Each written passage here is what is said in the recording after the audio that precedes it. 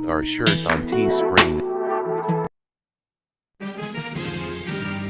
America, land of the free, home of the brave, a nation built on the ideals of liberty and justice for all. Yet beneath this shining promise lies a darker reality that many cannot ignore. But for many Black Americans, this promise rings hollow. The dream of equality and safety remains elusive, overshadowed by a persistent fear. They live with the constant fear of police brutality, a fear that is not unfounded but deeply ingrained in their daily lives. This fear is deeply rooted in a history of systemic racism and injustice. From the days of slavery to the civil rights movement, the struggle for equality has been long and arduous. From the streets of Minneapolis to the sidewalks of New York, the stories are tragically familiar. Each protest, each march is a cry for justice that echoes through the nation. The stories are tragically familiar. Names like George Floyd, Breonna Taylor, and countless others have become symbols of a broken system. Unarmed Black men and women brutalized and killed by those sworn to protect them. Their lives cut short, their families left to mourn and seek answers. The question isn't whether police misconduct exists. It's a reality that has been documented and protested against for decades. It's how we address it. How do we confront a system that seems impervious to change? How do we ensure accountability and justice? The dominant narrative, the bad apple argument, attempts to soothe the collective conscience by blaming a few rogue officers. But this explanation is dangerously simplistic. It fails to address the deeper systemic issues that plague American policing. It ignores the systemic rot at the core of American policing. Training policies and a culture that often prioritizes force over community engagement. It's time to face a difficult truth. The problem isn't just a few bad apples. It's the entire orchard. The entire system needs to be reevaluated and reformed. The problem isn't just a few bad apples, it's the entire orchard. And until we address this, the stain of police misconduct will persist, marring the ideals of freedom and justice that America strives to uphold. The bad apple argument is comforting. It allows us to believe that police brutality is an anomaly, the actions of a few bad cops who don't represent the majority. But this argument falls apart under scrutiny. If it's just a few bad apples, where are all the good ones? Why do they so often stand by silently while their colleagues abuse their power? The reality is, systemic issues like racial bias, lack of accountability, and a culture of silence within police departments create an environment where misconduct thrives. Blaming individual officers while ignoring these deeper problems is like putting a band-aid on a gaping wound. It might stop the bleeding temporarily, but it won't heal the injury. The bad apple argument hinges on the existence of good apples, officers who uphold the law and intervene against misconduct. But where were these good apples when George Floyd cried out for his mother as Derek Chauvin knelt on his neck? Where are they when innocent Black people are racially profiled, harassed, and brutalized? Silence is complicity. When good apples witness misconduct and choose to look the other way, they become part of the problem. They perpetuate a culture where abuse of power is tolerated, even encouraged. The blue wall of silence protects bad cops, but it also silences the voices of those who want to do the right thing. The murder of George Floyd by Derek Chauvin shook the world, but it wasn't an isolated incident. It was the horrific culmination of centuries of systemic racism and police brutality. Chauvin didn't act alone.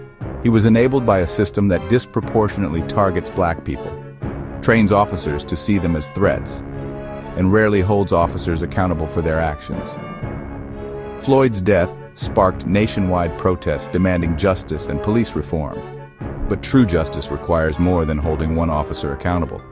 It demands dismantling the systemic racism that permeates every level of the criminal justice system. Cariol Horne was a good apple. In 2006, she intervened when she saw a white officer. Her reward? She was fired from the Buffalo Police Department. It took 15 years for her to win her pension and back pay. Horne's story is a stark reminder of the risks good apples against misconduct. The system is designed to protect its own, even when it means punishing those who try to do the right thing. Until we create a culture where officers are encouraged and protected when they bad apple argument will remain a dangerous fallacy. The blue wall of silence is a powerful force. It's the unwritten code that compels officers to protect their own, even when it means covering up wrongdoing. This culture of silence prevents accountability and allows police misconduct to flourish. Officers who break the code and report misconduct often face retaliation, ostracism, and even threats to their safety. They become pariahs within their own departments, labeled as traitors for daring to speak truth to power. This needs to change. We need to break down the blue wall and create a culture where accountability and transparency are valued over blind loyalty. The debate surrounding police brutality and the bad apple argument often falls along political lines. This issue has been a point of contention for years, with each side of the political spectrum offering different solutions and perspectives. The conversation is not just about individual incidents, but about the broader implications for society and governance. Conservatives tend to focus on individual responsibility, arguing that the actions of a few bad cops shouldn't tarnish the entire profession. They believe that most police officers are dedicated public servants who risk their lives to protect the community. This perspective emphasizes the importance of law and order and the need to support the police force as a whole. Liberals, on the other hand, are more likely to acknowledge the systemic issues at play, emphasizing the need for broader police reform. They argue that the problem is not just a few bad apples, but a tree that is rotten at its core. This view calls for comprehensive changes to policies, training, and oversight to address the root causes of police misconduct. This political divide hinders progress. When each side is entrenched in its own beliefs, it becomes difficult to find common ground. The polarization of this issue means that meaningful reforms are often stalled or watered down, leaving the underlying problems unaddressed. We can't address police misconduct by pointing fingers and retreating to our respective ideological corners. Instead, we need to engage in constructive dialogue and seek solutions that transcend political affiliations. This requires a willingness to listen, to understand different perspectives, and to work collaboratively towards a common goal. We need to have honest conversations about race, power, and privilege in America. These discussions are essential for understanding the lived experiences of those who are most affected by police brutality. By acknowledging the historical and social context of these issues, we can begin to address the systemic inequalities that perpetuate them. We need to listen to the experiences of Black and brown communities who bear the brunt of police brutality. Their voices are crucial in shaping policies and practices that are fair and just. By centering their experiences, we can create a more inclusive and equitable system of policing.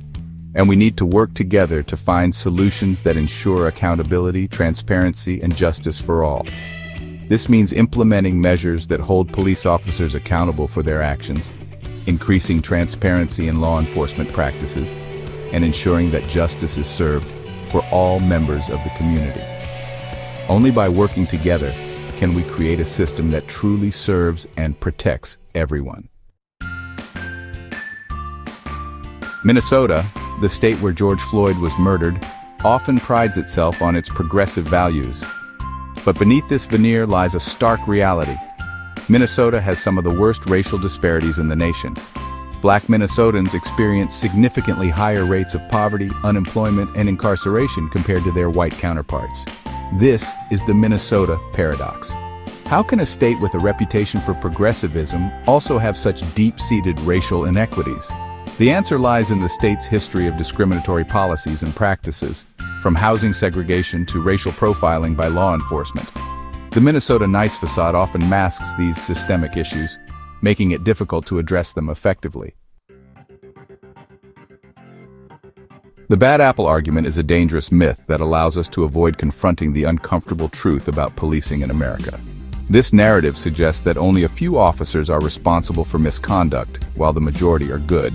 However, this oversimplification ignores the broader, systemic issues that enable such behavior to persist. It's time to retire this tired trope and acknowledge the systemic racism and implicit bias that permeate law enforcement. These issues are not isolated incidents, but are deeply embedded in the fabric of policing practices and policies.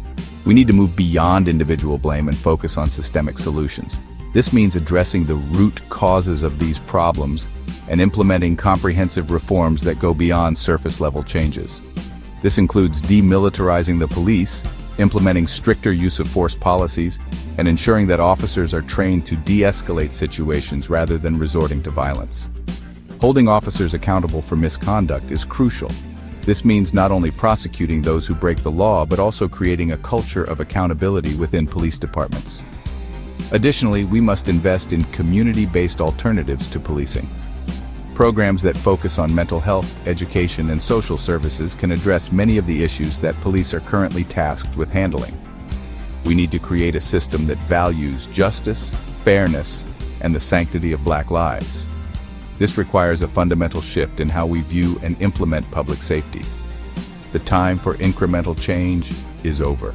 We can no longer afford to make small adjustments while ignoring the larger, systemic issues at play. We need a complete overhaul of the system. This means rethinking the very foundations of our approach to law enforcement and public safety.